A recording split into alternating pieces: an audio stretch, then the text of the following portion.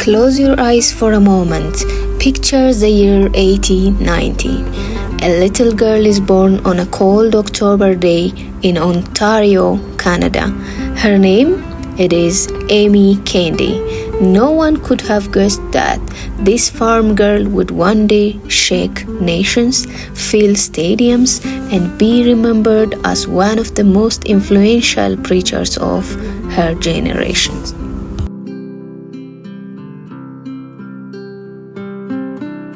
She grew up in a strict Christian home. Her parents served in the Salvation Army, faithful, disciplined, unwavering. But young Aimee, she was so different.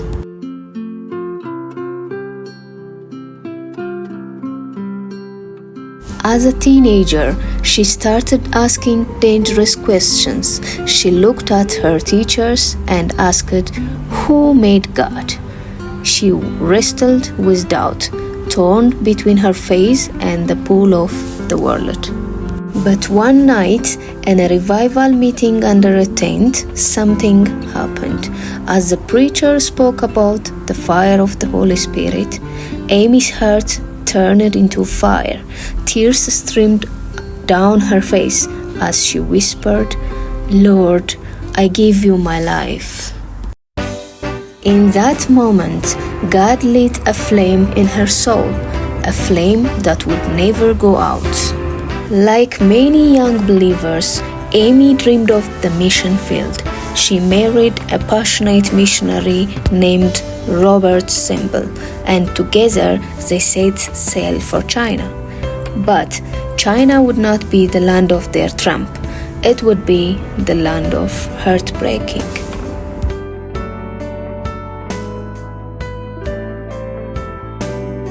Only weeks after arriving, Robert contracted malaria.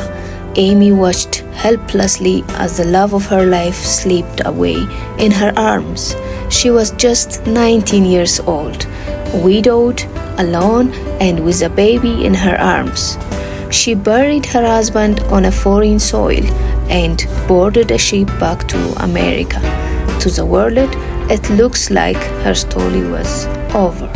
But Aimee would discover it was only the beginning. Back home, she refused to stay silent. She rented a tent, stood on a wooden platform, and began to preach.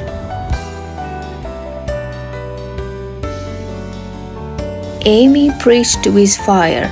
She illustrated her message with costumes, prompts, even theatrical performance. She prayed for the sick, and people claimed miraculously healings.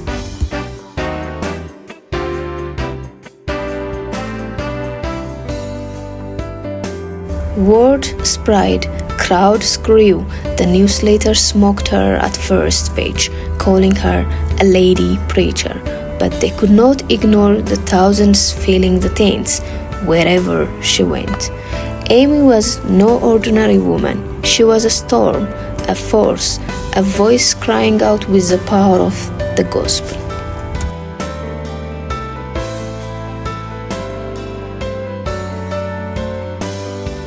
In 1923, Aimee did the unthinkable. She built a mega church long before the world existed. The Angeles Template Rose in Los Angeles, a massive structure seating more than 5,000 people, and it was packed every night.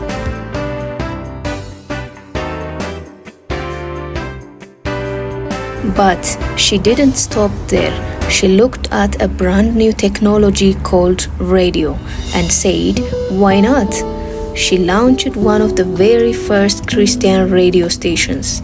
Suddenly, her voice wasn't just heard in Los Angeles, it echoes across America.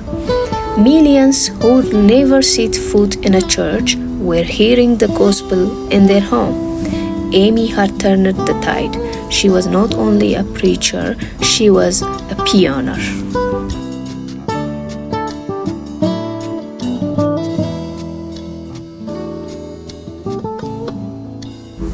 Then it came the time of Great Depression. Bread lines stretched for miles, families starved. Aimee didn't just preach about love, she showed it. The Angeles Temple becomes a place of refuge. Her ministry fed more than 1 million people. They clothed the poor, they gave hope to the hopeless. For many, she wasn't just a preacher, she was a lifeline.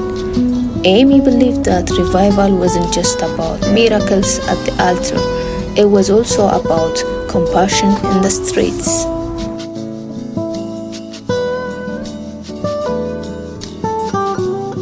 But with fame comes fire. In 1926, Aimee went swimming at a beach in California and vanished. For a month, she was gone. Newsletters screamed with headlines, "Preacher missing." Some feared that she drowned. Others speculated she ran away. Then suddenly she reappeared, claiming she had been kidnapped. But rumors spread. Some said it was staged. Some said she hid with a secret lover. The world debauched and scandal. Overnight, Aimee became one of the most controversial figures in America. Saint or deceiver? Angel or fraud? The world could not decide. But one thing was certain, that is, Aimee was impossible to ignore.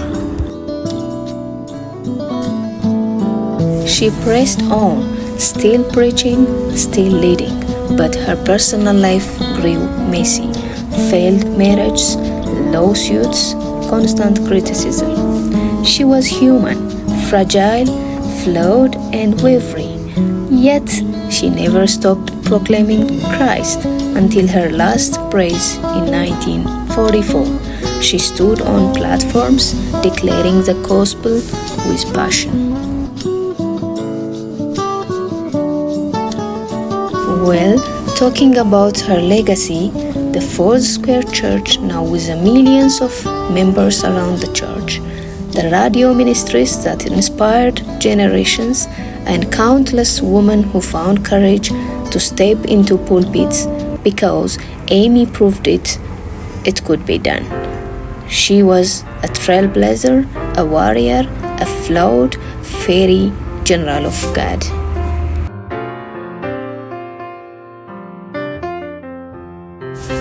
Aimee was not perfect. She stumbled, she failed, she faced scandals and sorrows. But through all this, she said yes to God. And because she did, millions heard the gospel. Her story remains with us. God is not looking for flawless vessels. He is looking for willing ones. So, the question is, will you say yes to God?